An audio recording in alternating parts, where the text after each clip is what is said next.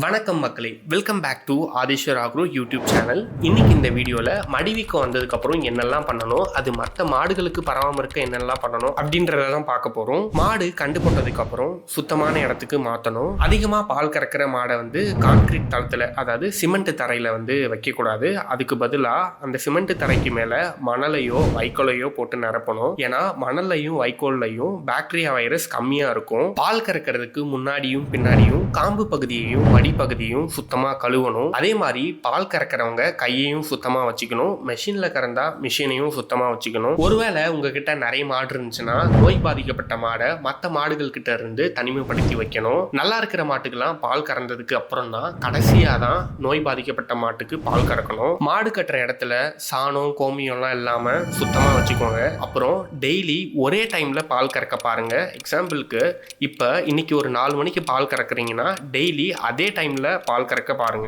இது மூலமா நோய் வராம தடுக்கலாம். நோய் வந்துருச்சுன்னா நோய் இருக்கிற மாட்டோட பாலை யூஸ் பண்ண முடியாது, அது கன்றுக்குட்டிக்கும் கொடுக்க முடியாது. அதனால அந்த பாலை ப்ராப்பரா டிஸ்போஸ் பண்ணணும். இந்த நோயை சரி செய்ய ஒரு நல்ல வெட்டினரி டாக்டர் கிட்ட கூட்டிட்டு போங்க. இந்த வீடியோ உங்களுக்கு பிடிச்சிருந்தா லைக் பண்ணுங்க. இதே மாதிரி நிறைய வீடியோஸ் வேணும் அப்படின்னா கமெண்ட் பண்ணுங்க. மறக்காம ஆதிஸ்வர் ஆக்ரோ யூடியூப் சேனலை சப்ஸ்கிரைப் பண்ணிருங்க.